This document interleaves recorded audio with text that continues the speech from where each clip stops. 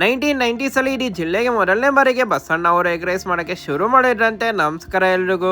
ಇವನ್ ಶಿವಮೊಗ್ಗಲು ಶುರು ಮಾಡಿರೋದು ಇವರು ಶುರು ಮಾಡಿರೋದ್ ಕೇಳಿ ನಾವು ಸಹ Sagar taluk office road Ganapati bank ಹತ್ರ ಇರೋ ಬಸಣ್ಣ ಎಗ್ ಫ್ರೈಡ್ ರೈಸ್ ಅಥವಾ down top Chinese food Mumbai style ಗೆ ಬಂದಿದ್ವಿ. ಬಟ್ ಬಸಣ್ಣ ಅವರ ಅಕಾಲಿಕ ಮರಣದ ನಂತರ ಅವರ ಮಡದಿಯಾದ ಉಮಾ ಅವರು ಲೆಗಸಿನ ಕಂಟಿನ್ಯೂ ಮಾಡ್ಕೊಂಡು ಹೋಗ್ತಿದ್ದು, ನಾ ಬಂದಾಗ ಸಿಂಪಲ್ ಆಗಿ ಸ್ವಲ್ಪ ಆಯಿಲ್ ವೆಜಿಟೇಬಲ್ ನ ಸ್ಟೀರ್ ಮಾಡ್ತಾ ಸ್ವಲ್ಪ ಶ್ರೆಡೆಡ್ ಚಿಕನ್, ಬೇಕಿರೋ ಅಷ್ಟು ಮೊಟ್ಟೆ, ಜಿಂಜರ್ ಗಾರ್ಲಿಕ್ ಪೇಸ್ಟ್, ಪುದೀನಾ ಚಟ್ನಿ, ಚಿಲ್ಲಿ ಪೌಡರ್ ಎಲ್ಲ ತಾವೇ ಮನೇಲಿ ಮಾಡಿದ್ದು.